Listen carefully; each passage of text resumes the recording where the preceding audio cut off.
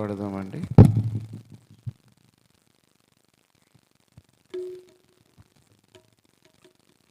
పఠింప శ్రేష్ఠ గ్రంథము బైబిల్, పఠింప శ్రేష్ఠ గ్రంథము బైబిల్, అనుదినము పఠించిన ప్రేమ తోడ నడుపును. ఓ పఠింప శ్రేష్ఠ గ్రంథము Bible. The best book to read is the Bible. The best book to read is the Bible. If you read every day, helps you all the way. Oh, the best book to read is the Bible.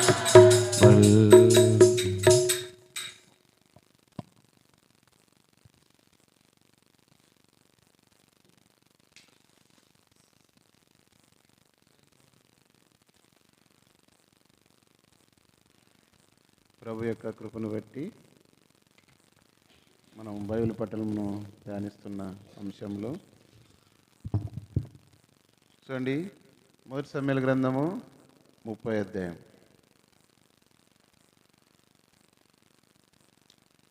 మొదటి సమూయేలు గ్రంథము 30వ అధ్యాయము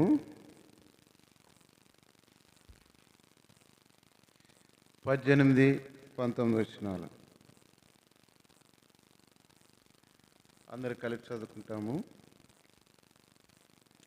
ఇలాగున దావీదు అమాలేకీయులు దోచుకొని పోయిన దానంతటిని తిరిగి చేర్చుకొనెను. మరియు అతడు తన 2 భార్యలను రక్షించెను. కుమార్తెలేమి, దోపుడు సొమ్మేమి, వారు ఎత్తుకొని పోయిన దానంతటిలో కొద్దిదేమి గొప్పదేమి ఏది తక్కువ కాకుండా దావీదు సమస్తమును రక్షించెను.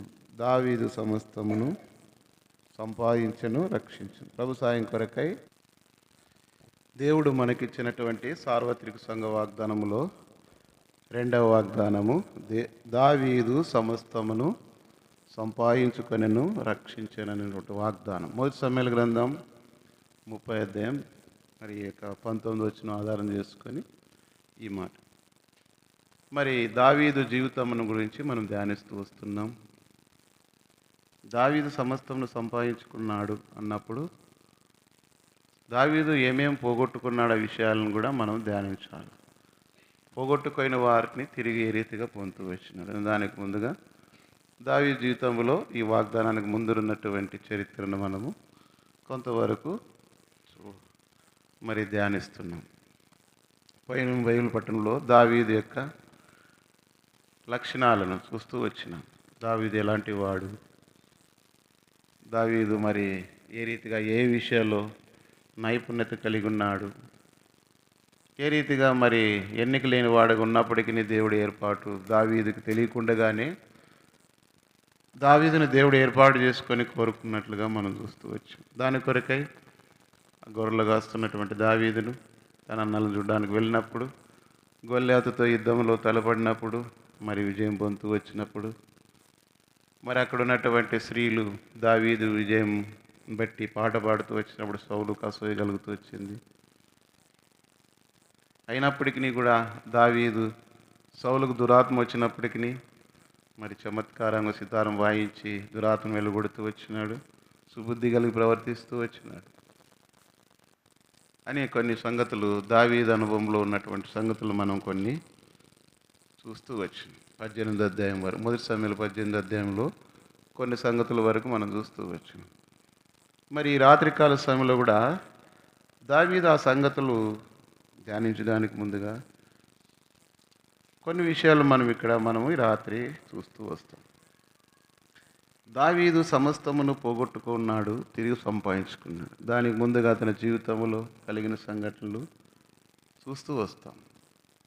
దావీదు ఎందుకు పోగొట్టుకున్నాడు అనే సంగతులు మనం ధ్యానిస్తే, ఒకసారి మనకు తెలుసు, సౌలు దావీదును చంపడానికి ప్రయత్నం చేస్తున్నప్పుడు దావీదు తప్పించుకొని పోతూ వస్తున్నాడు.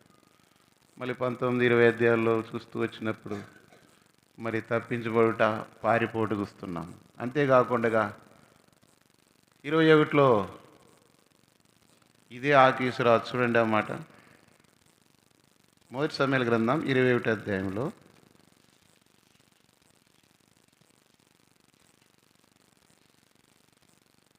7 వచ్చింది చదవండి.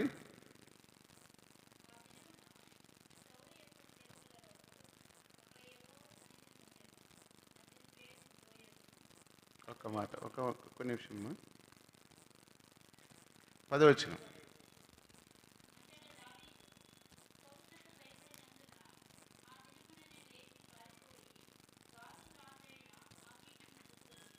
కాబట్టి ఇక్కడ సౌలు చేత దావీదు తరంబడుతూ ఒకసారి మరి సౌలు అయితే తన కుమార్తెనిచ్చి ఆమె ద్వారా అతనికి ఉరిగా ఉండినట్లుగా చేసి చంపాలని ఒక ఆలోచన కలిగినాడు. అయితే దావీదుకు దేవుడు తోడై ఉన్నాడు గనక తప్పించబడుతూ వచ్చినాడు. మరి ఇప్పుడు ఆకీషురాజు చెంతకు పోయినప్పుడు అక్కడ పిచ్చివానగా నటించాడు. పిచ్చివానగా నటించటం బట్టి అదే ఆకీషురాజు అతను వెళ్ళగొడుతూ వచ్చినాడు. ఇప్పుడు 22 అధ్యాయానికి మనం వచ్చినప్పుడు దావీదు అక్కడి నుండి బయలుదేరి అదుల్లామ గుహలోనికి రప్పించుకొని పోగా అతని సహోదరులను అతని తండ్రి ఇంటి వారందరూ ఆ సంగతి విని అతని యొద్దకు వచ్చిరి.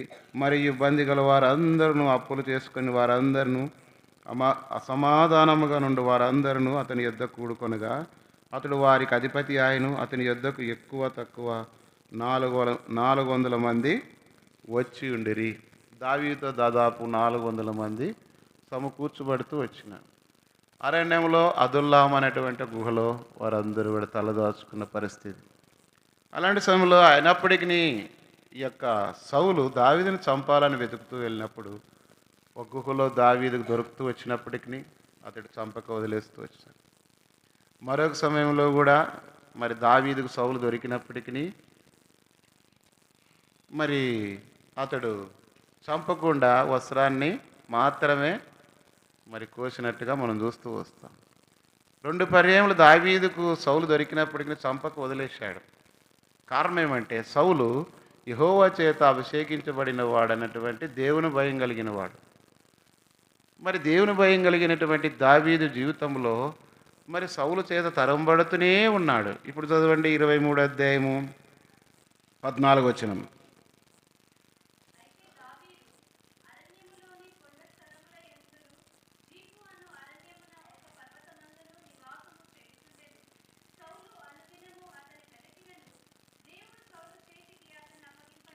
కాబట్టి సౌలు అనుదినము చంపాలని అనదినం వెతుకుతున్నాడు. ప్రతిరోజు ఇదే పనే సౌలుకి.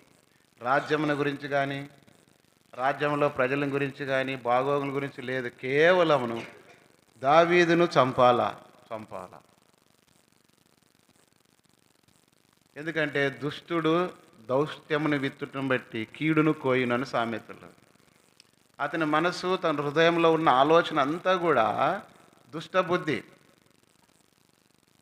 కనుక దావీదు చేసిన తప్పేమీ లేదు, కానీ అతనిలో ఉన్నటువంటి దుష్టబుద్ధిని బట్టి దావీదు మీద అసూయపడుతూ వచ్చాడు. అనుదినము వెతుకుతూ వచ్చినాడు. మరి అదే దావీదుకి ఇదే సౌలు దొరికినప్పటికీ అతడు మరి చంపకుండా వదిలేస్తూ వచ్చినాడు. అదే దావీదును ఇదే సౌలు రాజు ఎంతో మళ్ళీ చదవండి ఒక మాట. 24 అధ్యాయము 17 నుంచి చదవండి. దావీదుతో ఇట్లా, యెహోవా నన్ను నీ చేతికి అప్పగింపగా నన్ను చంపగా విడిచినందుకు ఈ దినమున నీవు నా అపకారమునకు ఉపకారం చేసిన వాడవై నా ఎడల నీకున్న ఉపకార బుద్ధిని వెల్లడి చేస్తూ గనక నీవు నాకంటే నీతిపరుడవు. ఒకవైపు మంచి మాటలు మాట్లాడినట్లే ఉంది, దావీదుని మెచ్చుకున్నట్లే ఉంది, కానీ దావీదును చంపాలా అనేటువంటి ఆలోచన మాత్రం మానట్లేదు. చాలామంది కూడా ఈనాడు దేవుని పిల్లలుగా పిలువబడే వారు సైతం ఇలాంటి ఆలోచనే కలిగి ఉంటారు. బయటికి ప్రైజ్లాడుగా చెప్తుంటారు, బాగున్నట్లుగా ప్రేమగా ఉన్నట్లుగా మాట్లాడుతుంటారు. అయితే వాళ్ళ మాటలు ఎలా ఉంటాయంటే వరదీసిన కత్తెల వల్లే ఉంటాయి. వాళ్ళ ప్రవర్తనలోను మాత్రం కీడు చేయాలనేటువంటి ఆలోచనతోనే ఉంటారు. అది దైవ సంబంధమైనటువంటి ఆలోచన కాదు. అదే దావీదుకు సౌలు దొరికినా కూడా అతను చంపకుండా వదిలేస్తున్నాడు. అయితే సౌలు అయితే దావీదును మాత్రం చంపాలా చంపాలా చంపాలా అని. అయితే దావీదు ఏమని ప్రార్థన చేస్తూ వచ్చినాడు? అలాంటి పరిస్థితుల్లో కూడా చదవండి 26 అధ్యాయము 20 వచనం.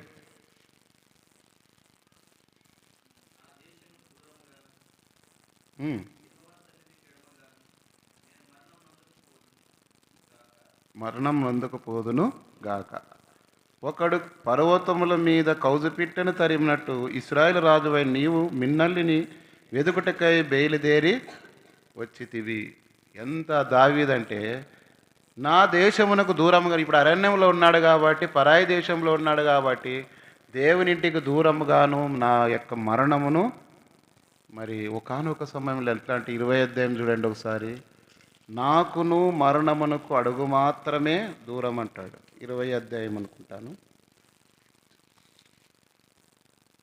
3వ వచనం చివరిలో ఉంది. అయితే యెహోవా జీవముతోడు నీ జీవముతోడు నిజముగా నాకును మరణమునకును అడుగు మాత్రమున్నదని ప్రమాణము చేయగా. ఎంత అంటే దావీదుకు మరణం అనేది సౌలు చేత కావచ్చు, శత్రు సైన్యమైన ఫిలిస్తీన్ల చేత కానీ చంపబడే సమయం ఎలాంటిదంటే అడుగు దూరంలోనే ఉందంట. అంత సమీపించినప్పటికీ దావీదు ఆ మరణము నుండి తప్పించబడుతూ వచ్చినాడు. ఎందుకంటే ఆ మాట కూడా మనం చూస్తూ వస్తాము. యెహోవా దావీదునకు తోడై ఉండెను గనక, చూడండి ఆ మాట, సౌలు చేతిలో నుండి తప్పిస్తూ వచ్చాడు. ఎంతమ్మా? 18 అధ్యాయము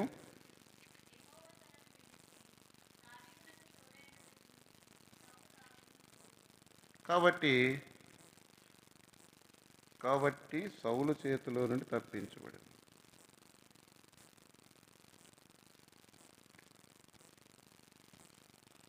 23:14 చదివినాము, 19:10.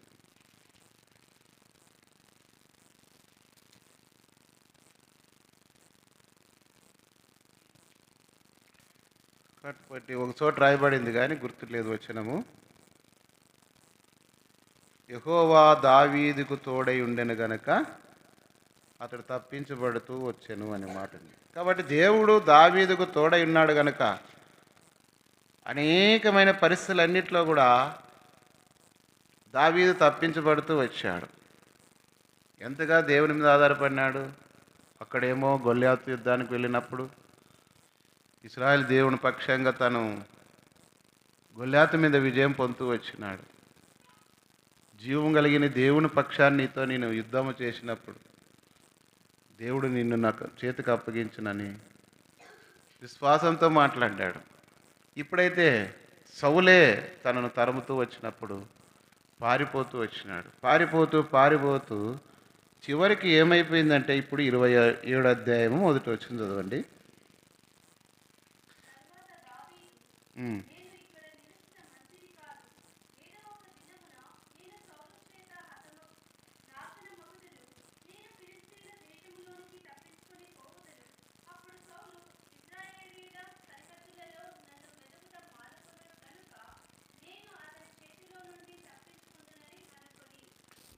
రెండు కూడా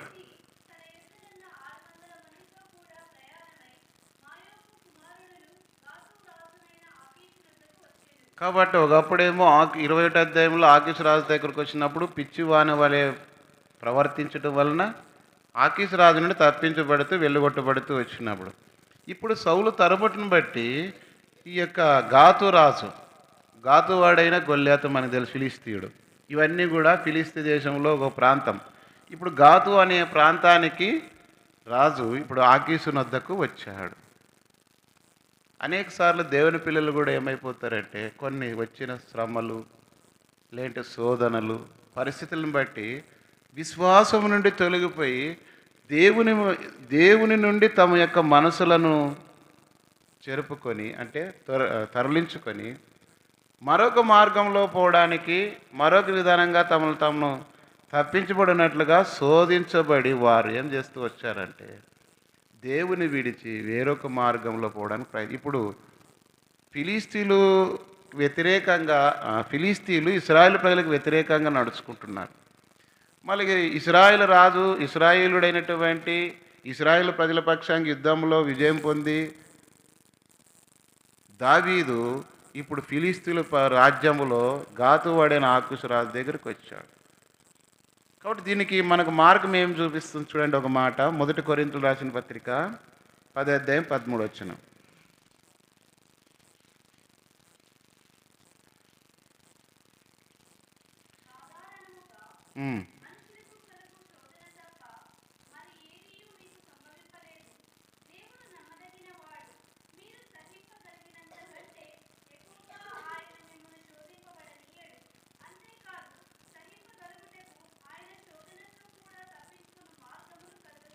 కాబట్టి కొన్నిసార్లు దావీదైతే శోధించబడిన తర్వాత ఆ శోధనలో నిలిచి ఉండలేక ఏం చేస్తూ వచ్చినాయంటే ఇప్పుడు గాతు రాజైన ఆకీషు వద్దకు చేరుతూ ఉన్నాడు. ఎందుకంటే సౌలు నన్ను చంపుతాడని.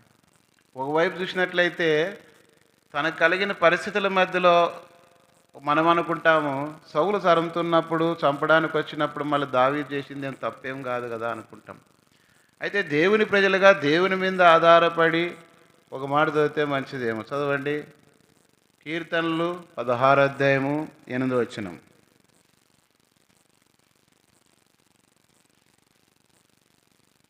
కీర్తనలు 16:8.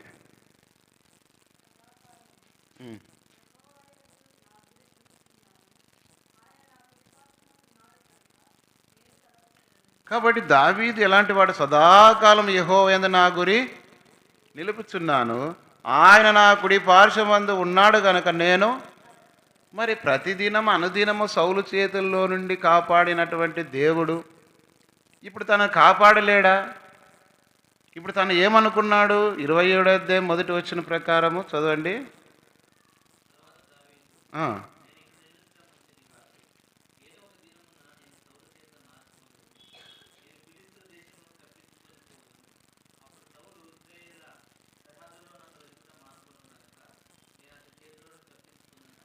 అనుకున్నాడు దావీదు, తన మనసులో అనుకున్నాడు.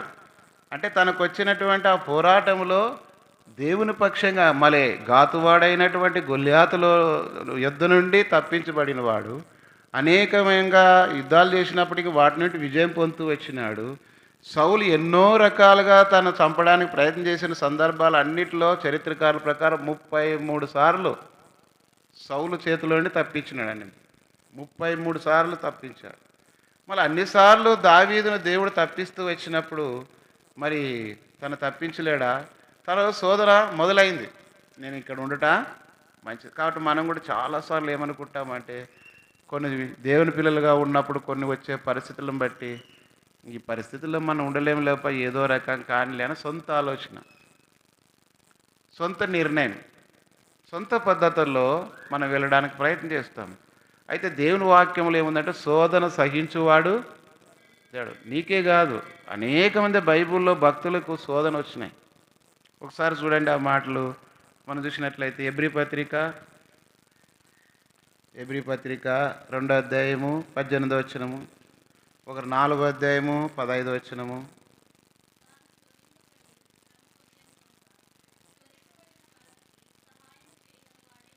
కాబట్టి తాను కూడా శోధించబడి, ప్రభు కూడా శోధించబడినాడు. 40 రోజులు ఉపవాసం ఉన్నప్పుడు సాతాను చేత మరి శోధించబడినప్పటికీ సాతాను నా వెనక బొమ్మన్నాడు. నీ దేవుడని యెహోవా తప్ప వేరొకరికి నమస్కరింపవలదని నీకు మొక్కకూడదని నీకు తెలియదు అన్నాడు. కాబట్టి దేవుని మాటల చేతే శోధించబడినప్పటికీ విజయం పొందుతూ వచ్చిన. ఒకరు 4:15 చదవండి.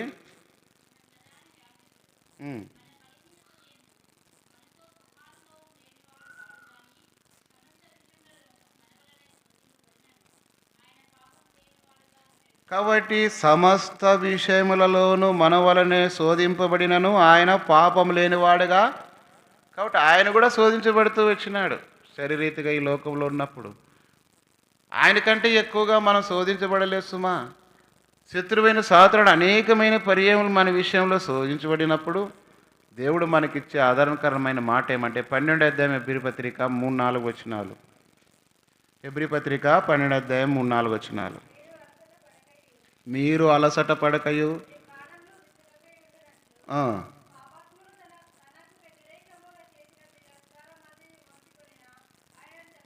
కాబట్టి ఇక్కడ పెయిన్ ఉంది. రెండవ వచనం చివరిలో, ఆయన తన ఎదుట ఉంచబడిన ఆనందము కొరకు అవమానం నిర్లక్ష్య పెట్టి సిలువను సహించి దేవుని సింహాసనం యొక్క కుడి పార్శ్వమున ఆయన కూడా అవమానం పొందినాడు. సిలువ అంటే శ్రమ. ఎంత శ్రమ పొందినాడంటే, ఈ భూప్రపంచంలో ఇంతవరకు అలాంటి శ్రమ పెట్టబడి చంపబడినటువంటి వ్యక్తి ఎవరు లేరు. మొదటి వ్యక్తి యేసుప్రభువే. ఆయన కూడా సహించినాడు.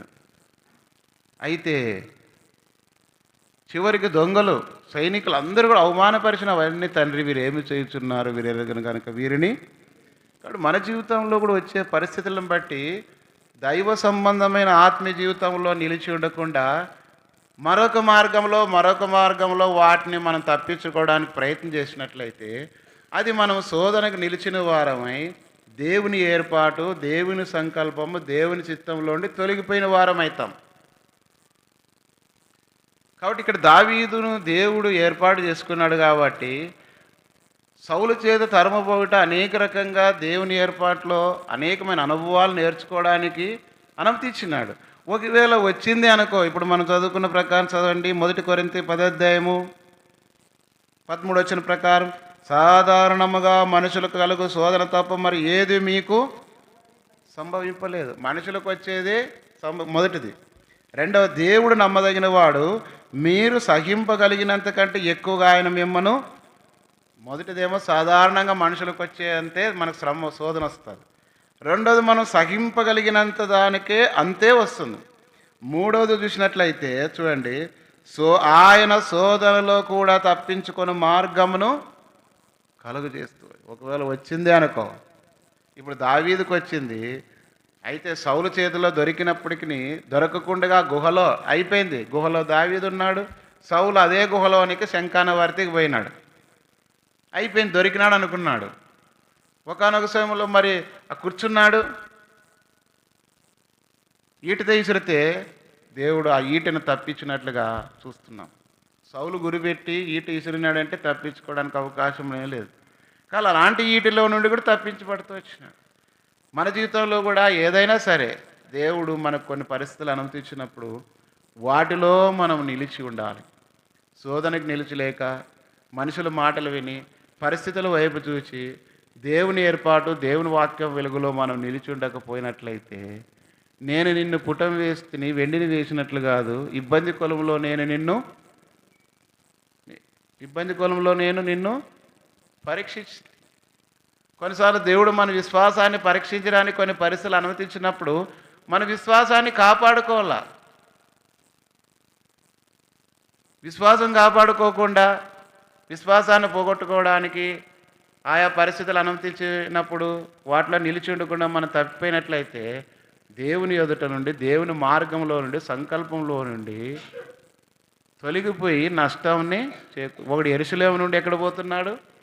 ఎరికోకు పోయినాడు. దానివల్ల ఏమైనా మేలు కలిగిందా? లేదు, నష్టమే పోయింది. దొంగల చేతికి చిక్కాడు, సమస్తమును దోచుకొని పడుతూ వచ్చినాడు. నయోము కుటుంబము యూదా బేత్లెహేమును వదిలిపెట్టి మోయాబుకు పోయింది, తనంతా పోగొట్టుకో. తప్పిన కుమారుడు కూడా తండ్రి ఇంటిని వదిలిపెట్టి లోకం వైపు వెళ్ళిపోయినాడు. కానీ చివరికి పందులు తినే పొట్టుతో తన కడప నింపాలని ఆశపడుతున్నాడు. అది కూడా దొరకని పరిస్థితి. కారణం ఏమంటే తండ్రి ఇంటిలో నిలిచి. కాబట్టి దేవుని సంఘము, దేవుని ప్రజలు, దేవునితో సహవాసము మనం ఎప్పుడైతే నిలిచి ఉండకుండా మరొక రకంగా మరొక మార్గంలో మనము శోధించబడి ఆ మార్గంలో వెళ్ళినట్లయితే అది మనకు నష్టమే కానీ లాభం అయితే ఉండదు. లోక సంబంధం, లోతు వెళ్ళాడు, లోకాన్ని ప్రేమించినాడు, కానీ కుటుంబం అంతా నష్టపోయింది. అనేకమైన మన సొంత ఆలోచనలను బట్టి, సొంత నిర్ణయాలను బట్టి ఈ పరిస్థితిలో నేను ఎట్లా తప్పించుకోవాలా, దీనిలో నుండి నేను ఏ రీతిగా కాబట్టి దేవుని విషయంలో నుండి, దేవుని దృష్టిలో నుండి తప్పించుకోవడానికి ప్రయత్నం చేస్తే అది నీకు నీవే నష్టానికి తీసుకొని వచ్చినావు. ఏది అనుమతించినా ప్రభా, నా జీవితంలో ఇది అనుమతించినావు, నీ కృపచేత నన్ను నడిపించి సహాయం దయచేయి. ఎట్లా నేను తాలుకోవాలో, ఎట్లా నడిపించబడాలో సహాయం దయచేయమని దేవుని అడుగుతూ వచ్చినప్పుడు ఆ మార్గాన్ని దేవుడు చూపిస్తూ వస్తాడు. నీ మార్గమును యెహోవాకు అప్పగింపు. చదువు 37వ కీర్తన కీర్తనలు 37లో ఉంది ఆ మాట. 5వ వచనమా చూడండి. ఆ, నీ మార్గమును యెహోవాకు అప్పగింపుము, నీవు ఆయనను నమ్ముకొనుము, ఆయన నీ కార్యమును. కాబట్టి మనం మన మార్గాలను ఎవరికి అప్పగించాలా? మనకు వచ్చిన పరిస్థితులు ఏవైనా సరే దేవుని దృష్టికి మనం తీసుకొని వెళ్ళాలా, మనుషుల దృష్టికి కాదు. మొదటగా దేవుని దృష్టికి తీసుకొని వెళ్ళి ప్రార్థన చేయాలి, అది ఏదైనా సరే. కానీ మనం చుట్టంతా తిరిగి వచ్చిన తర్వాత చివరికి లాస్ట్కి ఏమన్నా దేవుడు ఏమన్నా దీని విషయంలో అని అనుకుంటాం. అంటే లాస్ట్కి పెడుతున్నాం. దావీదు కూడా దేవునిందు భయభక్తులు కలిగి అంత గొప్ప కార్యాలు జరిగించి ఎన్నో విధాల యోధుడుగా ఉండి దేవుడు తోడై ఉండుట కనుగొని కూడా చివరికి తన జీవితంలో వచ్చిన శోధనలు ఏమైపోతూ వస్తాడంటే, ఇప్పుడు 27వ అధ్యాయం మొదటి వచనం చదవండి. మొదటి సమయాలు 27 మొదటి వచనం మరలా.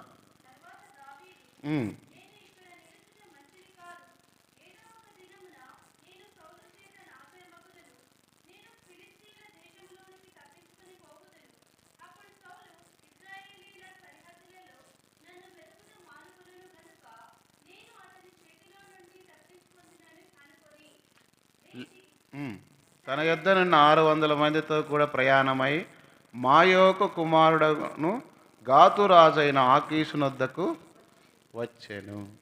ఇప్పుడు తన మార్గాన్ని, దైవ సంబంధమైన మార్గంలోని దేవుడి నుండి తన దృష్టి ఏమైపోయినాడంటే తొలగించుకున్నాడు. ఇప్పుడు నేను ఆకీషు రాజు దగ్గర పోయి గాతులో కాపురం ఉన్నట్లయితే సౌలు నుండి తప్పించబడతానని తన సొంత అనుకున్నాడు ఆలోచన. సామెతలో ఒక మాట, నరుల ఆలోచనలు 16వ అధ్యాయంలో ఉంది. నరుల ఆలోచనలు అనేకముగా పుట్టును, అయితే యెహోవా యొక్క తీర్మానమే నిలుచును. మనం రకరకాలుగా అనుకుంటాం, మన పరిస్థితుల్లో తప్పించుకొని ఉపాయాలు పడతాం, యుక్తులు పడతాం, ఆలోచనలు చేస్తాం, మనుషులను వాడుకుంటాం.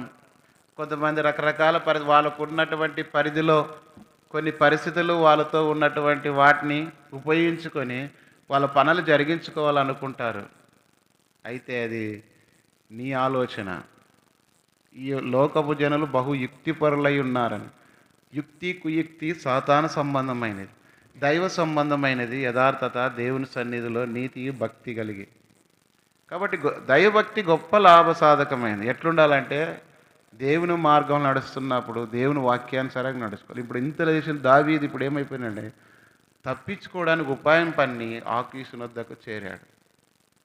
కాబట్టి దావీదు ఈ శోధించబడడానికి లేదంటే తన పరిస్థితుల్లో నుండి విశ్వాసనకర్తత కొనసాగించేవాడని యేసు వైపు చూడుకోకుండా తప్పిపోవడానికి కొన్ని ఆలోచనలు, తలంపుల గురించి మనం ఇక్కడ ధ్యానిస్తాం. 27వ అధ్యాయంలో ఈ మొదటి వచనాన్ని ఆధారం చేసుకొని ఎంతకాలం ఉన్నాడంటే 27వ అధ్యాయం 7వ వచనం చదవండి ఒకరు.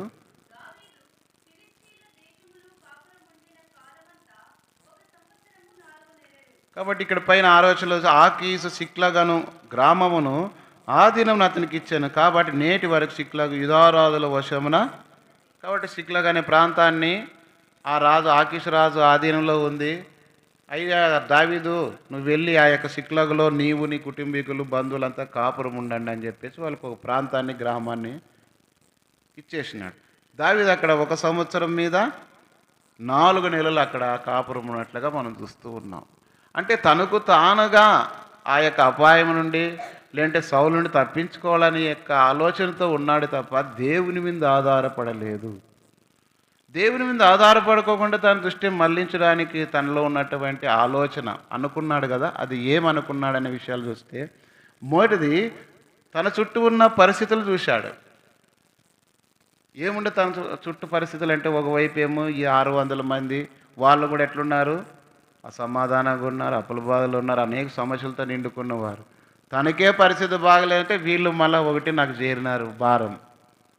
తర్వాత బంధువులు, స్నేహితులంతా. అంతేకాకుండా తన జీవితంలో తన చుట్టూ ఉన్నటువంటి పరిస్థితులు చూసినప్పుడు దావీదులో ఒక భయం కలిగి సొంత ఆలోచన చేసుకున్నాడు. సిక్లగు అనే ప్రాంతానికి ఆకీషు పక్షాన పోవడానికి, ఆ ప్రాంతానికి దావీదులో కలిగిన ఆలోచనలు మనం జ్ఞాపం చేసుకుంటే ఇక్కడ దేవుని వైపు కాకుండా తన దృష్టి సొంత నిర్ణయం వైపు మళ్ళిస్తూ వచ్చినాడు. ఇప్పుడు సిక్లగులో అతడు కాపురం ఉన్నాడు.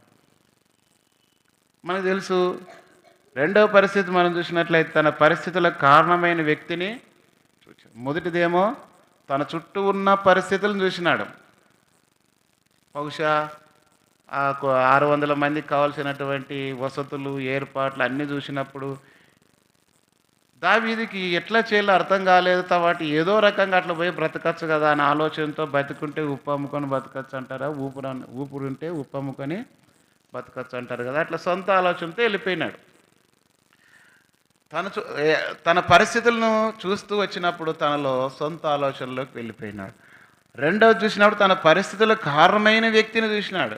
ఇప్పుడు తన పరిస్థితులకు కారణమైన వ్యక్తి ఎవరు? సౌలుని చూశాడు.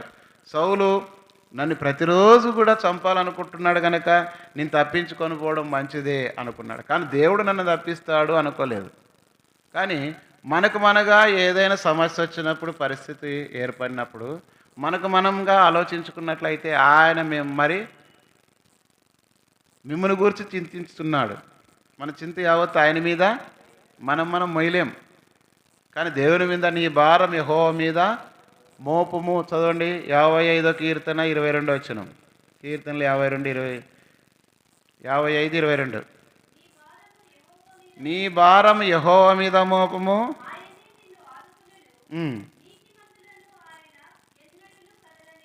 కాబట్టి మన భారం ఎప్పుడైతే దేవుని మీద మోపుతూ వస్తామో నీతిమంతులను ఎన్నడను కాదని ఆ విశ్వాసంతో మనం ఉండాలా.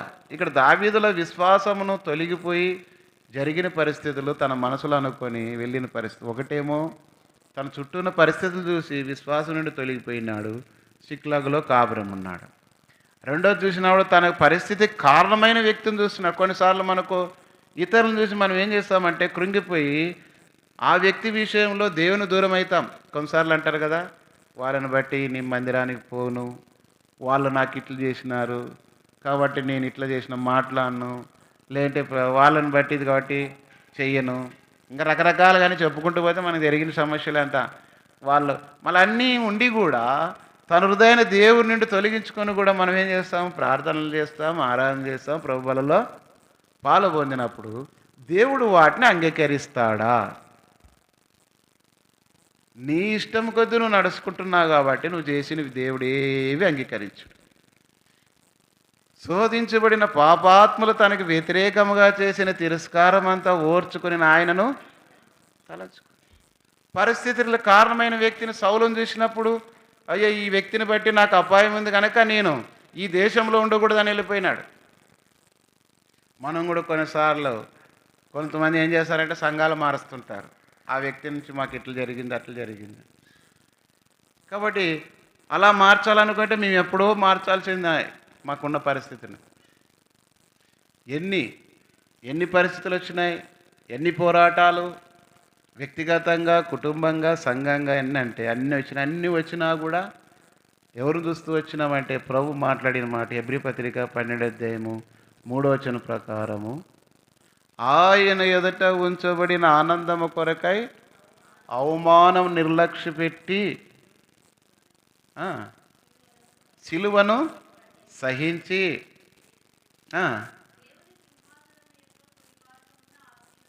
కాబట్టి ఆయన కుడిపార్శ్వం ఆసీనుడైనాడు కనుక ఆయన జయించువని ఆయనతో కూడా మనల్ని ఏం చేస్తూ వస్తాడు. కాబట్టి ప్రభు మనం జయించాడు. మనం ఏం చేయాలా? ఆయనతో మనం కూర్చోవాలంటే మనం కూడా ఇవన్నీ సహించాలా. సహించుకోకుండా, దేవుని వైపు చూడుకోకుండా, దేవుని మీద ఆధారపడకుండా, దైవక్రమంలో లేకపోతే నష్టపోయే ప్రమాదం ఉంది. ఇప్పుడు సౌలును భూతార్థంలో చూసినాడు. ఒకప్పుడు 6 మూరల జానుడు ఉన్నటువంటి గొల్యాతను ఏమన్నాడంటే, సున్నతులు చదవండి 17:26 అనుకుంటాను.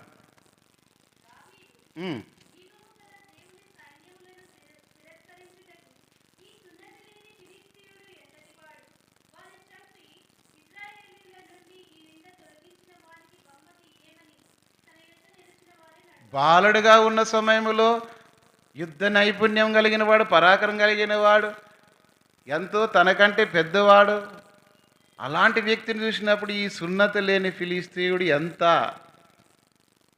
అప్పుడున్నటువంటి విశ్వాసం ఇప్పుడు ఏమైపోయిందంటే సౌలు రాజును చూసి భయపడుతున్నాడు. అంత గొప్ప వ్యక్తి అయినటువంటి గొల్యాతును చంపినటువంటి దావీదుకి ఇప్పుడు భయం వచ్చి దేవుని నుండి తన మనసు తొలగిపోయే లోపల ఏమైపోయినాడంటే ఇప్పుడు సౌలు రాజును అయ్యో నన్ను చంపుతాడని సౌలుకు భయపడుతున్నాడు.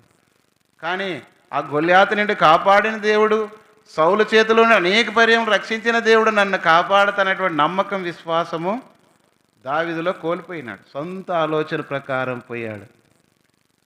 అంటే ఎందుకు నష్టం ఎట్లా పొందింది అనే దాన్ని మనం చూస్తాం. దావీదు సమస్తం సంపాదించుకునేనంటే ఎక్కడ పోయడం బట్టి నష్టపోయాడు, ఏ రీతికి సంపాదించుకున్నాడని రావాలంటే ఇదంతా మన సబ్జెక్ట్లో ముందు పోతుంది. కాబట్టి ఇప్పుడు సొంత ఆలోచన ప్రకారం వెళ్ళాడు. సిక్లగులో కాపురం ఉన్నాడు.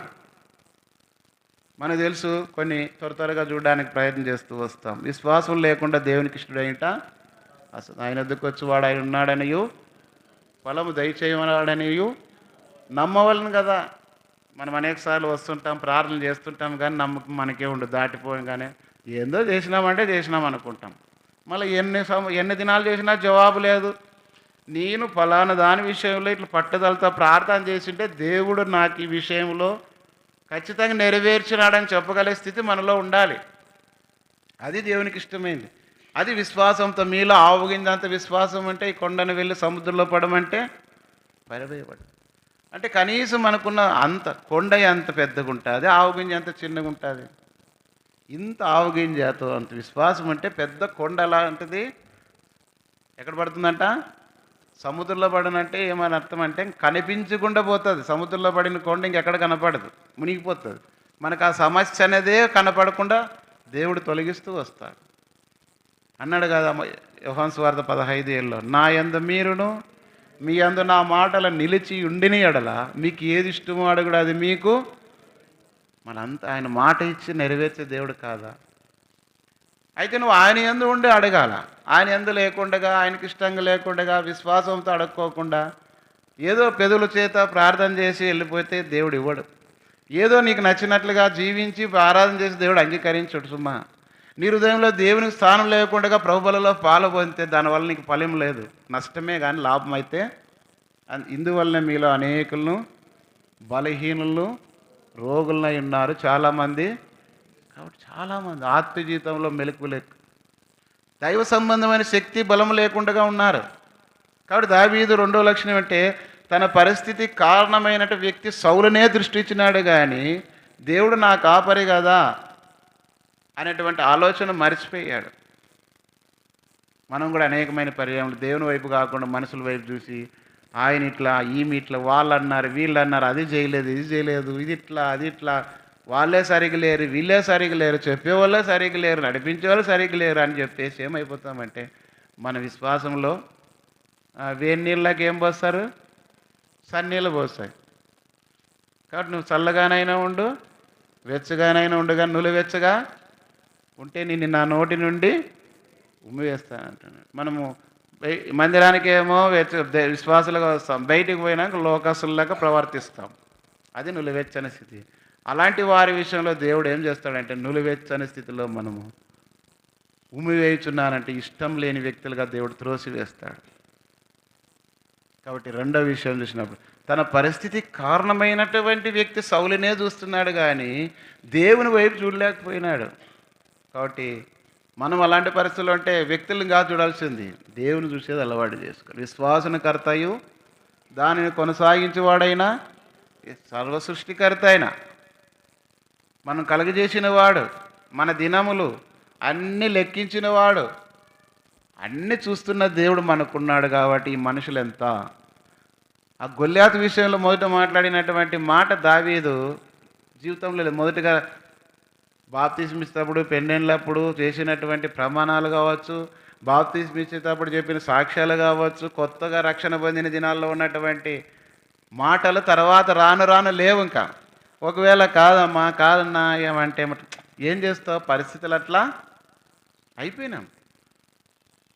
కొంతమంది ఆడే ఇట్లున్నారు పరిస్థితి, పోయి ఏం చేయాలంట అంటారు. అంటే దొంగెద్దుకి ఏం మొరగంట తాడుమరు. కొంతమంది రాలేని తమ జీవితాన్ని దేవునింటికి రాకుండా ఏం చేస్తారంటే వేరే వాళ్ళ మీద నెపములు మోపుతుంటారు.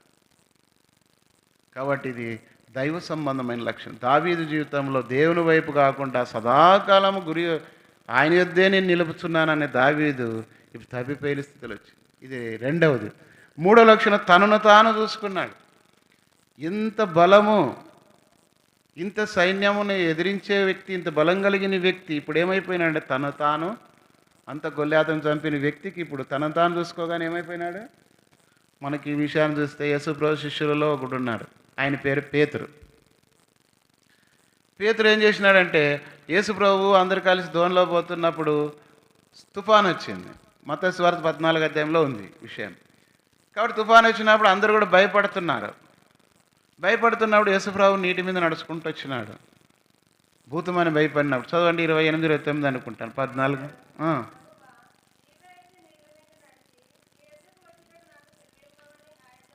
కాబట్టి నీళ్ళ మీద భూతమని భయపడినప్పుడు భయపడకూడే నేనే అన్నప్పుడు గుర్తు, ప్రభు నువ్వైతే నీళ్ళ మీద నడుచుటకు నాకు సెలవు ఇమ్మనగానే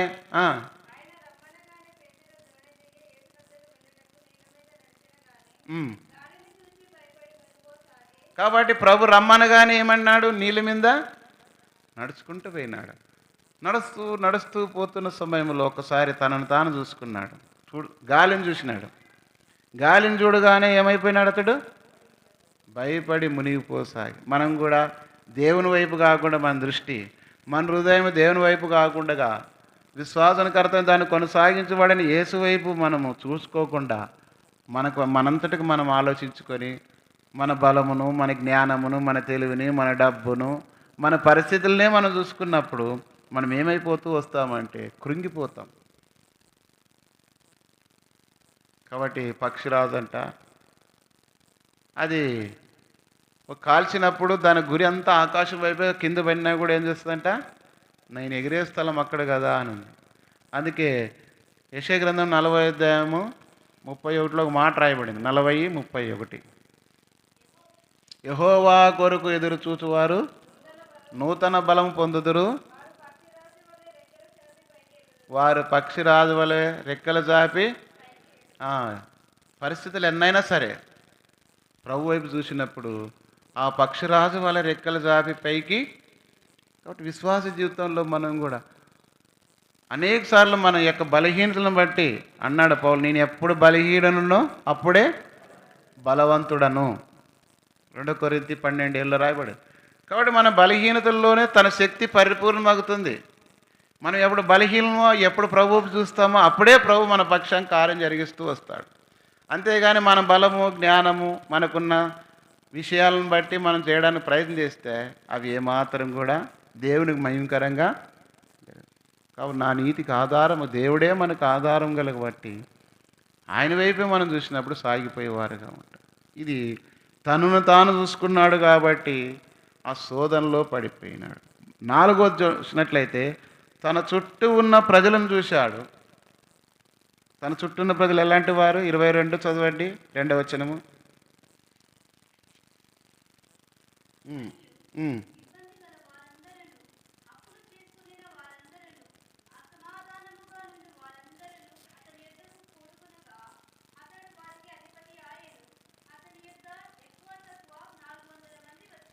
కాబట్టి దావీదు దగ్గరికి ఇప్పుడు వీళ్ళు వచ్చినారు. ఎలాంటి వారంటే ఇబ్బందులు గలవారి, రకరకాల ఇబ్బందులు, కుటుంబంలోనూ ఎన్ని సమస్యలు ఉన్నాయో తెలుసు. అనేకమైన ఇబ్బందులు కలిగిన వారు వచ్చినారు, అప్పులు చేసుకొని వారు వచ్చినారు, ఇంకా అసమాధానంగా ఉండేవారు అందరూ అతని యొద్ద కూడుకొనగా. దాదాపు 1 కాదు 2 కాదు 400 మంది మొదట వచ్చినారు, తర్వాత 600 మంది అయినారు. ఎట్లుందంటే మూలిగే నక్క పైన తాటికాయ పడిందంట. నక్క మొదటినే జ్వరం వచ్చి మూలుక్కుంటే తాటి చెట్టు కిందకి పోయిందంట. పోతే ఇప్పుడు ఏమైంది? తాటి చెట్టు మీద ఉన్నటువంటి కాయ రాలి ఎవరి మీద పడింది? ఎవరి మీద పడింది? గ్లోరీ నీ మీద, దావీదు మీద, నక్క మీద పడింది. చెట్టు కిందకి పోతే మనకు కానీ కొన్నిసార్లు అప్పుడు యాప చెట్టు కింద కూర్చున్నాం అనుకో, మాగిన పండ్లు పైన టప్ అని కింద పడే మీద. కాబట్టి ఇప్పుడు పరిస్థితి ఎలా ఉందంటే ఇక్కడ దావీదు తన చుట్టూ ఉన్న ప్రజలను చూసినప్పుడు శోధనలో పడిపోతూ వచ్చింది. ఎందుకంటే వీళ్ళు అట్లా వాళ్ళ నా పరిస్థితే బాగలేదు అనుకుంటే వీళ్ళు కూడా అలాంటి వారుగానే ఉంటున్నారే. కాబట్టి శోధనలో దేవుడు సహింపగలిగినంతకంటే ఎక్కువ శోధన మనకు అనుమతించడు. ప్రభు మీద ఆధారపడితే ఆ శోధనలో నుండి తప్పిస్తాడు. కానీ దావీదైతే దేవుని మీద ఆధారపడుకోకుండా తన బలహీనుడై దేవుని వాక్యంలో మనం చూస్తూ వచ్చినప్పుడు యోహాను సువార్త 16 అధ్యాయం 13 వచనం చదవండి. యోహాను సువార్త 16, 13.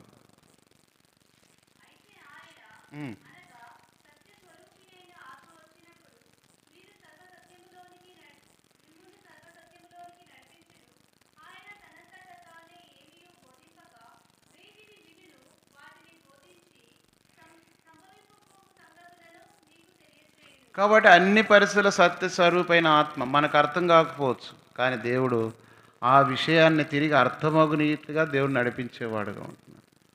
కొన్నిసార్లు మనం ఈ పరిస్థితుల్లో ఆ ప్రజలు చుట్టూ ఉన్న వారిని చూస్తే తనకు సందేహం వచ్చింది, వీళ్ళకి బాగలేని పరిస్థితులు, అలాంటి వారికి నేనేం చేయాలా, నా పరిస్థితే బాగలేదని. కొన్నిసార్లు మనం దేవుని పిల్లలుగా దేవుని మీద ఆధారపడి ధైర్యం చెప్పడానికి బదులు ఇంకా కొంతమంది ఆ మాటలు ఈ మాటలు చేస్తే ఏం చేస్తారంటే కృంగుదీస్తారు. దేవుని పిల్లలుగా మనం కృంగుదీసేవారుగా ఉండకూడదు, లేదంటే వాళ్ళ విశ్వాసాన్ని చెరిపేవారుగా ఉండకూడదు, లేదంటే వాళ్ళ ఆత్మీయ జీవితాన్ని నష్టం కలిగించేవారుగా మనం ఉండకూడదు.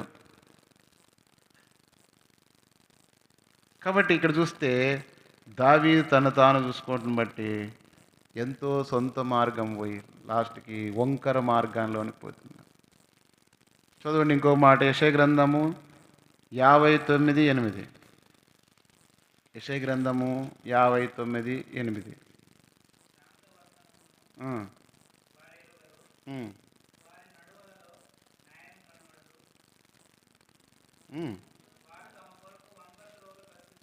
వారు తమ కొరకు వంకరి త్రోవలను. కాబట్టి కొంతమంది ఏం చేస్తారంటే దేవుని మార్గం ఇట్లా, దైవక్రమం ఇట్లా, వాక్యం ఇట్లా, విశ్వాసాలుగా ఇట్లా అని బోధించినప్పటికీ వంకర మార్గం తప్పు లేదులే. ఒక ఆయన చెప్పినాడు, పెళ్ళికి పోయినాడు. పెళ్ళి ఏం చేసినారు, తాళబొట్టు మామూలు మనలు కడతారు కదా, కట్టుకోకుండా అంట గోల్డ్ చైన్లోనే తాళబొట్టు వేసి మెడకి ఆమెకి వేసేదంట.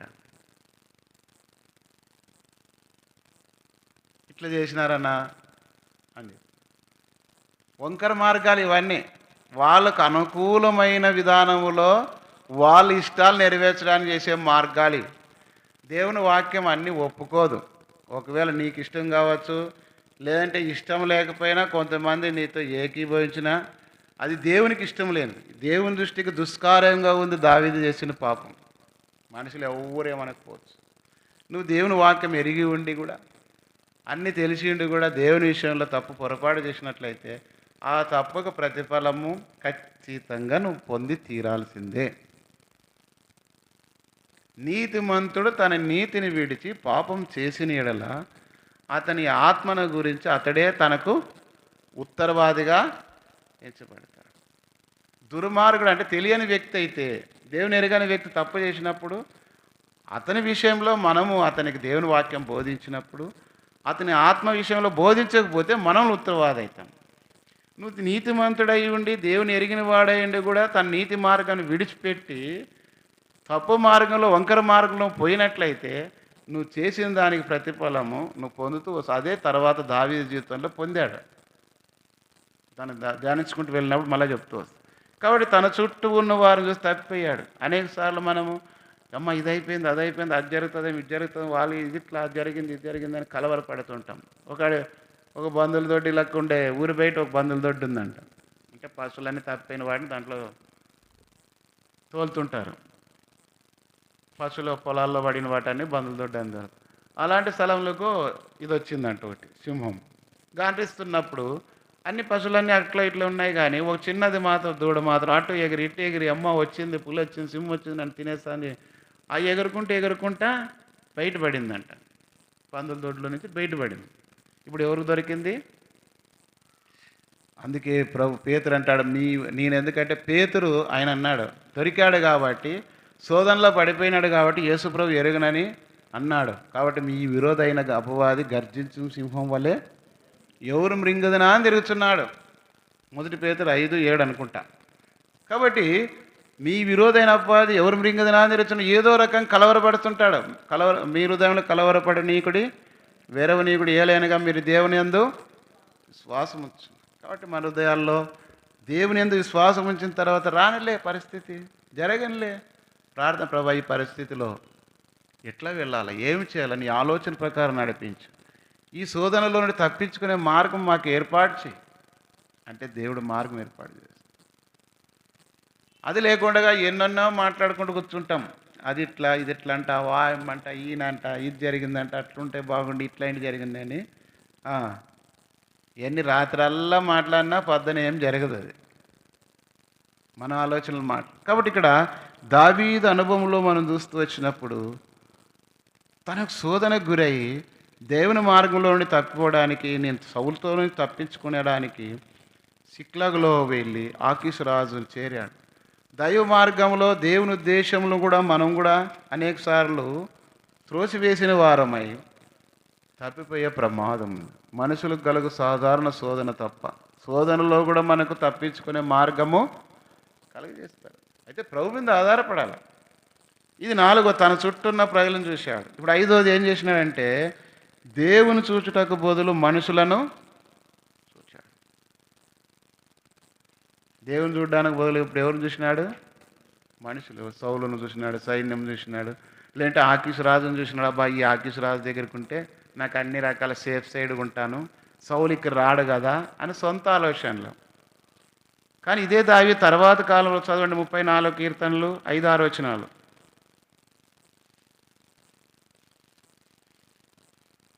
కీర్తనలు 34, 5-6 వచనాలు. 5వ వచనం చదువుమా చాలు.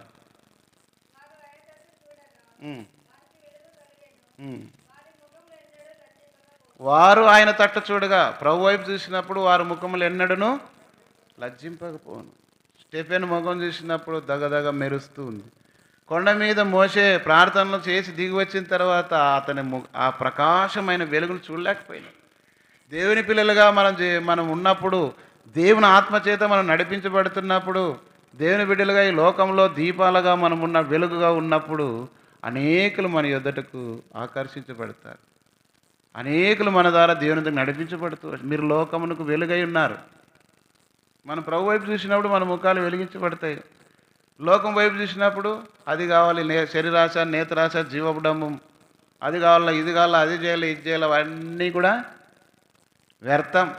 ఒక దినం వస్తుంది ఇవన్నీ నీ జీవితంలో అది ఒకటి వచ్చింది కానీ తీసుకొని పెట్టుకుంటే బాగుంటుంది. చెప్పేటప్పుడు గుర్తుకొస్తుంది. ఎట్లా ఉంటుంది మానవ జీవితం. చనిపోయినప్పుడు ఒక మనిషికి అన్నీ చల్లుకుంటూ పోతారు. ఏంటి చల్లుతారు? ఎవరు చెప్తారు? ఎవరైనా తెలుసుకున్నారా? ఏంటి చల్లుతారు? కొంతమంది బొరుగులు చల్లుతారు, కొంతమంది కూరలు చల్లుతారు, కొంతమంది అసలైనవి చల్లుతారు. ఏంటివి? డబ్బులు చల్లే చూడలేదా మీరు? ఎంత అమాయకులు ఉన్నారు పాపం. మీరు పైన అప్స్టేర్లో మాడీల్లో ఉంటారు, కింద భూమి మీద తిరిగిరు కాళ్ళ. ఎందుకంటే వీడు అది ఏం సూచిస్తుందో వాళ్ళకి తెలియదు. అది అలెగ్జాండర్ చక్రవర్తి ఏం చెప్పినాడు? చనిపోయిన తర్వాత 2 చేతులు బయట పెట్టి వైద్యుల ముందు పెట్టి నన్ను బాక్స్లో తీసుకొని వెళ్ళాలి. ఇంతమంది వైద్యులను నా ప్రాణమును, ఇంత రాజ్యం సంపాదించినా నేను ఒట్టి చేతులతో పోతున్నాను. వీడు చనిపోయినన్నాళ్ళు డబ్బు కోసం బ్రతికినాడు కాబట్టి ఈ డబ్బు కూడా వాడు తీసుకొని పోవట్లేదని చూపించేది చల్లేదు. పిసినారిగా బ్రతికి కొంతమంది ఎట్లుంటారంట, ఏళ్ళు కూడా ఎదిరిరంట, తినే మెతుకు పోయి కాకి తింటుందని వీళ్ళే నాక్కుంటారు. అంత మంచి వాళ్ళు. ఇతరులకి ఎదిరిస్తే ఏలో మెతుకులు పోతాయని వాళ్ళు ఎదిరిరంట. అంటే అంత పిసినారుతనం అని అర్థం. డబ్బులు ఎందుకు చల్లుతారంటే అది బ్రతికినన్నాడు, డబ్బు కోసం ప్రయాసపడినాడు, సంపాదించుకున్నాడు, పోయేటప్పుడు ఈ డబ్బు తీసుకొని పోలేదు చూడని హెచ్చరిక అది. రెండోది ఆయనకు డబ్బులు ఇష్టం కాబట్టి చల్లండి అంటారు. కూరలు ఏమంటే ఎవరికి కూడా ఇంత పెట్టిన పాపాన పోలేదు కానీ చల్లితే బొరుగులు కూరలు చిన్న చిన్నవి, ఎందుకంటే చీమలు తిని ఎత్తుకొని పోతాయి. ఇతరులకు ఎవరు కూడా ఇంత సాయం చేసి ఒక పూట అన్నం పెట్టిన వాళ్ళు కాదు వీళ్ళు. ఈరోజన్నా వాడు సంపాదించిందంతా చీమలకి, దోమలకి, ఈగలకి. ఇది తెలియపరిచేది చల్లేదు. ఇంత తెలిసి కూడా ఏదో గుడ్డిగా ఏదో చేయాలి కదా, ఏమంటే వాళ్ళు సంపాదించినవని ఇంట్లో పెట్టుకొని మళ్ళీ ఇంట్లోకి రాకూడదని కొరలు చల్లితే ఎట్లా? వాళ్ళు బంగారు చల్లండి, పడేయండి. వాళ్ళు సంపాదించిన పత్రాలు, ఇండ్లు చేయాలి పత్రాలు అవన్నీ చల్లుకుంటూ పడేసుకుంటూ పోండి, మాకు వద్దు ఇదని. వాళ్ళు వండుకొని బెడ్షీట్లు వాళ్ళు కట్టుకోని బట్టలు అవుట్లోనే వస్తారా? ఇది కాబట్టి అన్నీ తెలుసు విశ్వాసులకి, కానీ ఏం చేస్తారు మళ్ళా? అవే పాటిస్తుంటారు. భయం దాంట్లో నుంచే వచ్చింది. దిన్ను ఉన్నప్పుడు, కలిసి కూర్చున్నప్పుడు, తిన్నప్పుడు, పండుకున్నప్పుడు లేని భయము ఆ రోజు ఎందుకు వస్తుంది? శరీరం మీద పోతుంది అంతే. దానికి ఎందుకు భయము? భయపడటం వల్ల మనిషికి ఏమొస్తుందంట? ఊరొస్తుందని సామెతలు 24 ఉంది. నేను ఒక కథ వింటే పిల్లప్పుడు. ఏమంటే ఒకడు భయపడేవాడు ఉన్నాడంట. పందెం కట్టింటే అందరూ నువ్వు భయస్తుడు అది ఇది అంటే వాడు ధైర్యం చేసుకున్నట్టు ఎట్లయినా కానీ అంటే ఏం లేదు, సమాధి దగ్గర పోయి ఈ మేకు కొట్టి రావాలని వానికి పందెం పెట్టినారు. వాడు అందరిలో సిగ్గు అవుతుంది అని చెప్పేసి సర్లే ఒప్పుకున్నాడంట. ఎట్లో ఏమనుకున్నాడు, ఏసు రక్తమే జయ అన్నాడో తెలియదు, ఏమన్నా జయ అన్నాడని తెలియదు, కానీ మేకు తీసుకొని పోయినాడంట. ఈ మకం తిరిగి ఇట్లా మేకు కొట్టినాడంట.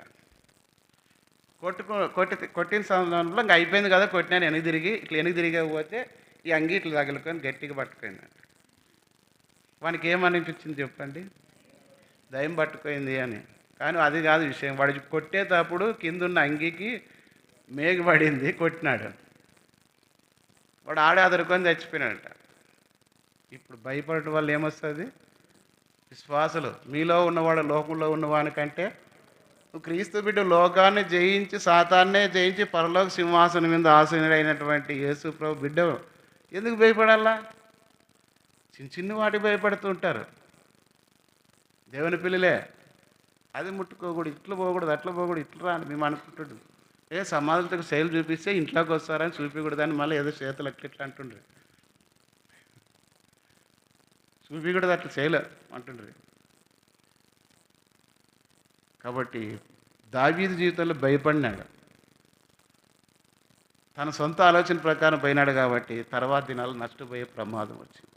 కాబట్టి ఇక్కడ దావీదు దేవుని వైపు చూడుకోకుండా అక్కడ ఒకప్పుడు ఏమన్నాడు చదవండి, 121వ కీర్తన 1వ వచనం. కొండల తట్టు నా కనులెత్తుచున్నాను, నాకు సహాయం ఎచ్చట నుండి వచ్చును, యెహోవా వల్ల నాకు సహాయము. తర్వాత భూమి ఆకాశం కలుగజేసిన యెహోవా వల్ల నాకు సహాయము. మనం కూడా పాటలు బాగా పాడుతుంటాం, ప్రార్థనలు చేస్తాం, అబ్బా అని అన్నట్లే ఉంటుంది. కానీ ఆ సమయం వచ్చే లోపల శోధనలో మనము ఏం చేస్తాం? అబ్బా ఇంట్లో ఒప్పుకోలేదు, మా భార్య ఒప్పుకోలేదు కాబట్టి చేయాల్సి వచ్చింది, పిల్లోడు ఒప్పుకోలేదు, పిల్ల ఒప్పుకోలేదు, సాకులు. కాబట్టి నువ్వు దైవక్రమంలో నేర్చుకొని వ్యక్తిని అయితే ఎవరు చెప్పినా వినవు.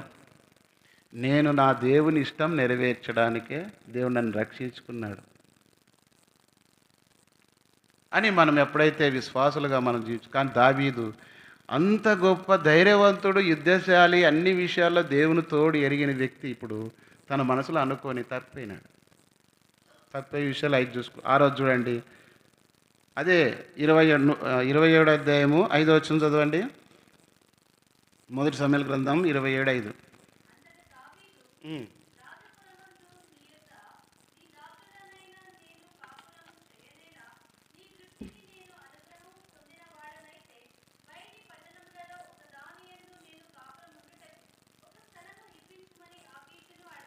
కాబట్టి ఇప్పుడు తినే బతుకొచ్చింది.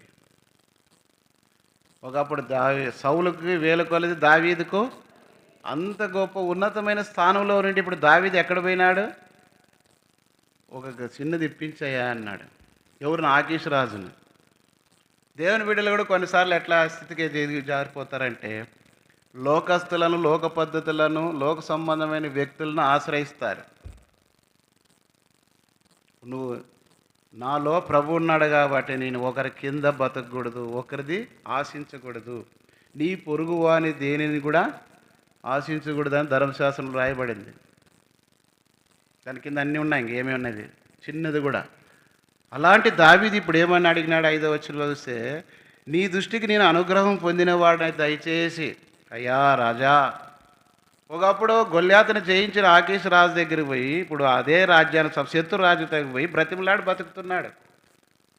దేవునికి ఇష్టం అది. కొన్నిసార్లు దేవుని పిల్లలు ఏం చేస్తారంటే అన్యులను ఆశ్రయిస్తుంటారు. 118వ కీర్తన 8వ వచనం చదవండి. మనుషులు నమ్ముకొనుట కంటే యెహోవాను ఆశ్రయించుట మేలు. రాజులను నమ్ముకొనుట కంటే యెహోవాను ఆశ్రయించుట. కాబట్టి దేవుని నమ్ముకోవాలి కానీ మనుషులను కాదు, రాజులను కాదు. ఎవరో ఏమో ఇస్తారని వాళ్ళని కాదు. ఒకరికి ఏమో ఇస్తారంట అని చెప్తే ఆదివారం కూడా ఎగరగొట్టిపోతాం మనం. ఎవరో ఏదైనా జరుగుతుందంటే దేవుని మందిరం మానుకొని పోతాం. కానీ దేవుని వాక్యం అట్లా లేదు. విశ్రాంతి దినాన్ని ఘనముగా ఆచరించాలి. నన్ను గణపరచు వారిని నేను గణపరుతున్నాను. కాబట్టి దేవుని బిడ్డలుగా ప్రాముఖ్యత మన దేవునింటికి ఇవ్వాలి. అనేకమైన పర్యాలు మన జీవితంలో పొందుతున్న నష్టాలకు కారణం ఏమంటే దేవుని ఇంటను నిర్లక్ష్య పెట్టుట వలన. దేవుని నిర్లక్ష్య పెట్టుట వలన దావీదు జీవితంలో పొందే నష్టానికి కారణమైన పరిస్థితులు ఇవన్నీ. కాబట్టి ఇక్కడ చూస్తే మనకు సమయం లేదు కాబట్టి ఇంక 2 మాటలు చెప్పి చేస్తాను. దావీదు అట్లా ఆధారపడుతూ వచ్చినాడు. మనం కూడా ఆత్మీయ జీవితంలో ఎప్పుడు కూడా దేవుని బిడ్డలుగా అన్యులకు లోబడి వాళ్ళ కార్యాలలో పాలు పొందుతూ వాళ్ళకు లోబడేవారుగా మనం ఉండకూడదమ్మా. నేను చేయను, బంధువులు కానీ ఎవరైనా సరే మేము చేయము అనాలా. దేవుడు జరుగుతుంది చిన్నమ్మ అక్క రావాలి చూడ అంటే పోయేస్తాం, ఊరికే బట్టలు ఇచ్చేస్తాం. లేదంటే నువ్వు పో నేను ఇంటికాడ ఉంటాను అని కొంతమంది ఇంగిట్లా సబ్స్టిట్యూషన్.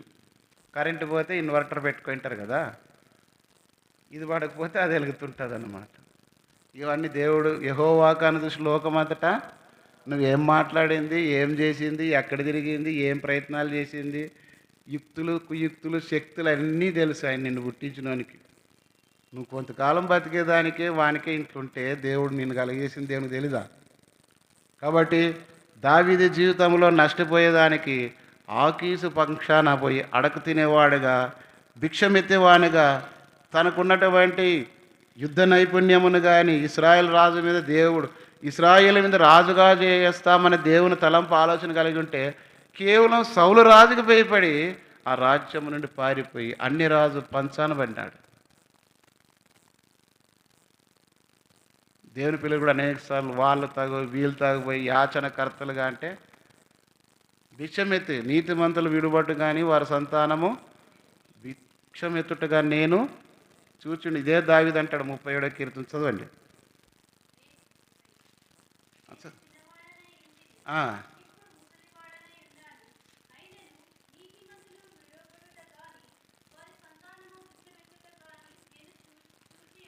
కాబట్టి దావీదు మహారాజు ఈ మాట చెప్తున్నాడు, నీతిమంతులు విడుబొట్టు కానీ వారి సంతానము ఎప్పటి నుంచి అంట, నేను చిన్నవాడైంటుని ఇప్పుడు ముసలివాడినయ్యే వరకు.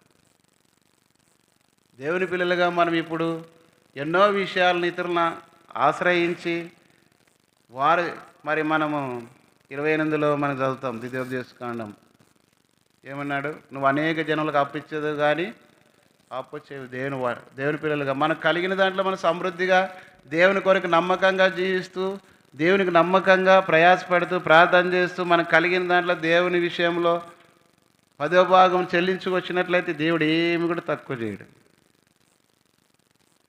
మన నష్టానికి మనమే కారణం. చివరిగా ఇంకో మాట మనం చూసుకొని టైం అయింది కాబట్టి నేను చెప్పిన ప్రకారం 8:30 ముగిస్తానన్నాను. ఒక మాట చదువుకొని ఇంకొక విషయం 7వది, దేవుని గాక మనుషులను సంతోషపెట్టడానికి ప్రయత్నం చేస్తున్నాడు. చదవండి ఒక మాట 12వ వచనం, 1 సమూయేలు 27:12.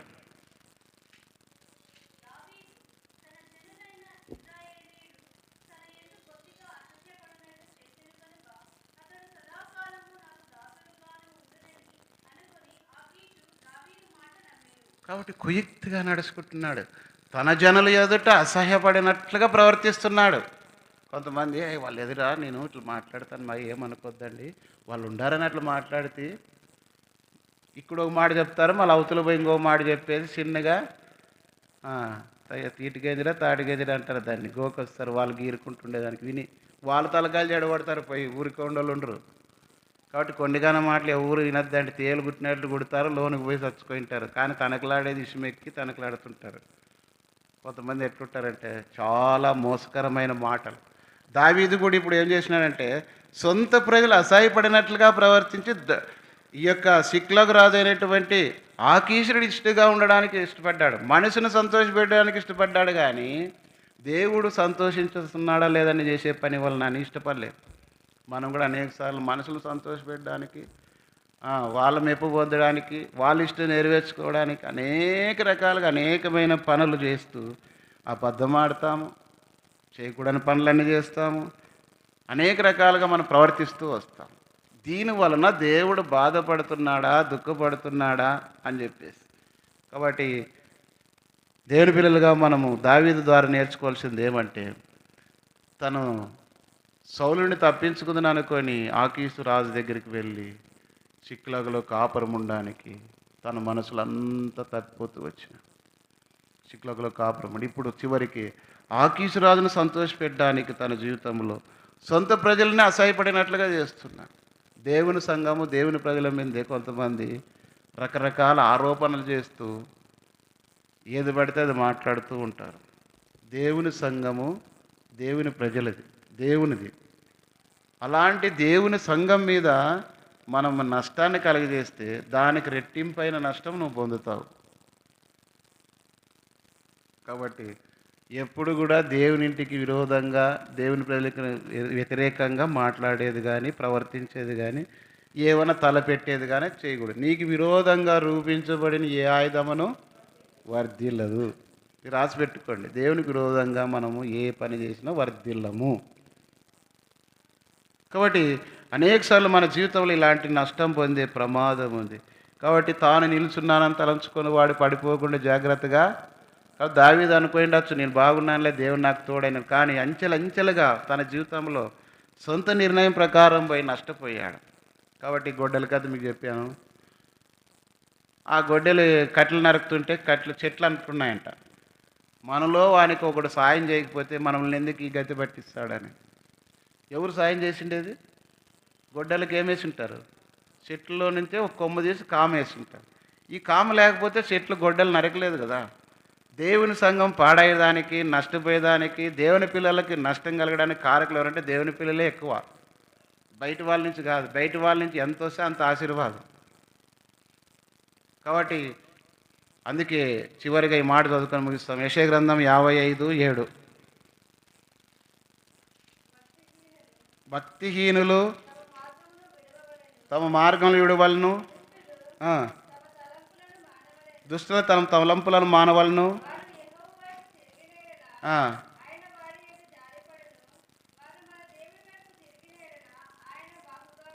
కాబట్టి నువ్వు దేవుని వైపు తిరగాల.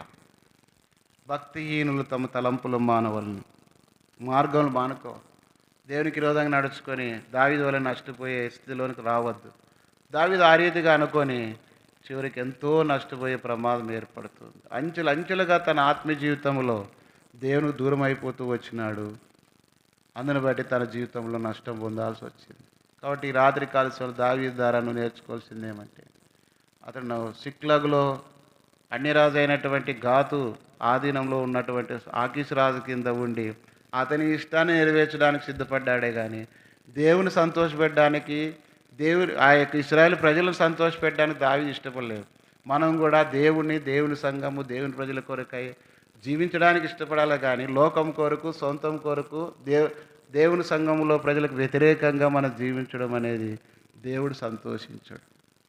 కాబట్టి రాత్రికాల సమయంలో దావీదు అనుభవంలో మనం కూడా ఒకవేళ అలాంటి పరిస్థితులు ఉన్నట్లయితే ఆ శోధనలు ఉండే ఆ జీవితం తప్పైన మార్గంలో దేవుడు మళ్ళించినట్లుగా మనం తీర్మానం చేసుకొని ప్రార్థన చేస్తూ వస్తాం. రండి, మోకాళ్ళ మీదకి రండి. దావీదు రాజు దీనుడై వేడ, దావీదు రాజు దీనుడై వేడ, అవనిలో దీన నష్టములన్, అవనిలో పొందిన నష్టములన్, దేవా నీవు సమకూర్చితివే, దేవా నీవు సమకూర్చితివే, కరుణించి తిరిగి సమకూర్చు ప్రభువా, కరుణించి తిరిగి సమకూర్చు ప్రభువా, క్షమాపణ నిన్ను వేడుచున్నాను క్షమాపణ నిన్ను వేడుచున్నాను